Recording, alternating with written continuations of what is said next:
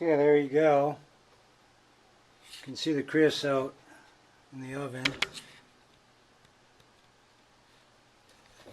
and the ash on the firebox side. The creosote, once again, will form where it's the coolest part of the stove. So this is an illustration of why you want your chimney pipe to burn as hot as possible so that it has ash instead of creosote.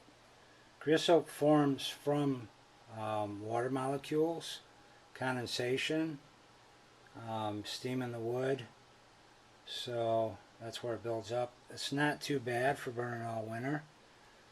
I've seen stoves get plugged up in a matter of months. So anyhow, that kind of gives you an idea. The top of the Esse Ironheart from one winter's burning. What do you do if your oven doesn't seem to work very well anymore? Well, there's these oven racks on either side. If you remove them, there's two screws. They take flathead screws. You can take them out.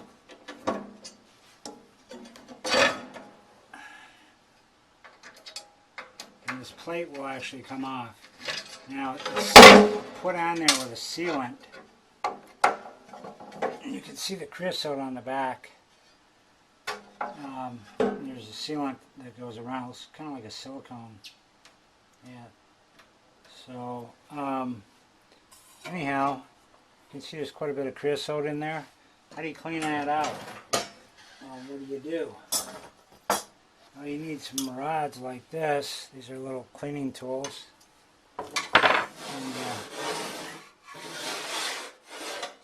get in there. You want to scrape all this stuff off.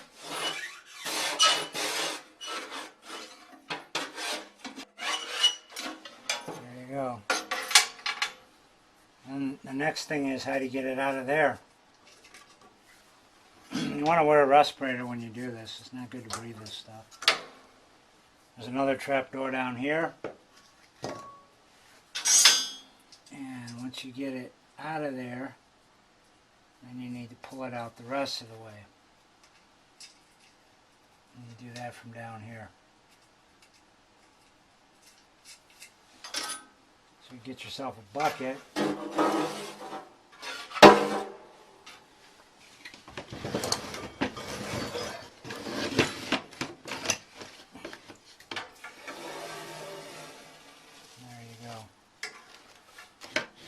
I'm going to get a respirator on. But that's how you clean out your oven on your cook stove. You also want to run this thing here up and down the middle and then on your sides. Make sure everything's clean. And this is the inside oven rack. And it fits in the oven. And it is held on with two screws, and you remove it on the back side is how you clean out behind the oven. So what I'm doing is when it comes out of the factory they squirt this silicone type stuff and that seals it. Well, when you break the seal, what do? So what I'm using is gasket. It's a flat gasket and it has a sticky on the back. And what I did is I used, this is like a lacquer thinner. It's a solvent for cleaning and washing, prepping parts before you paint them. Whatever you do, you want to make sure this is clean. So when you run your finger across, there's nothing coming off. So it'll stick. And what I'm doing is I'm going to use this as my gasket instead of, the sealer, because this is something that you ought to do at least, I would say, twice a year. Just clean your oven out all the way around, take the hob off, clean everything like I just did, at least twice a year. And that's if you're burning dry, seasoned, quality firewood that isn't laying on the ground under a tarp. So anyhow, I'm putting this gasket on. The trick to putting the gasket on, you just peel the back off. You don't want to let it get dirty. Just kind of put it on lightly. Get it in place. And you got to have some really, really sharp scissors. So otherwise it'll fray on you. So what I do is I just kind of line it up so the end to end, you can stretch it and get it where it's going to go. You don't want to just kind of stick it on and pull an inch at the end. Just kind of lay it in place so that both ends.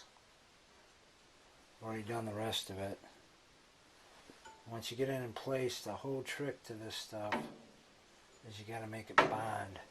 So you got to put some pressure and take a minute and go around and really press on the gasket, and that will make a bond to the steel and hold the gasket in place, especially once you put the two screws in that hold this thing. Get all dirty again, but that's really important. Now that gasket's on there really good, and you just can't kind of lay it on there and expect it to hold. So this is an upgrade. Anything that you take on and off, you would want to do this with. On this one that goes down below the oven, this is your plate. There's a rubber type gasket. You want to make sure it's intact. As you can see, the gasket should have been over a little bit. Hopefully you can see. But it's catching right on this edge. Not a whole lot, but there's enough.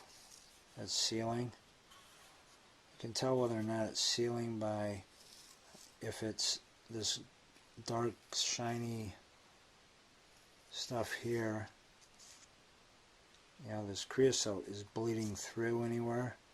That means you don't have a good seal. So you'd scrape this foam stuff off. I'm going to reuse it one more time just because it's getting late. I'm tired. But you would scrape that off, and you could use the same kind of gasket and that I just put on here. Main thing is you want to make sure your stove is completely sealed. You don't have any air leaks whatsoever. That's so important in a stove. I can't stress it. That's why I like welded steel stoves. I mean, they are tight. There's no gaps. There's no nothing. So this is only access. People ask me about the gauge of the Esse, the steel.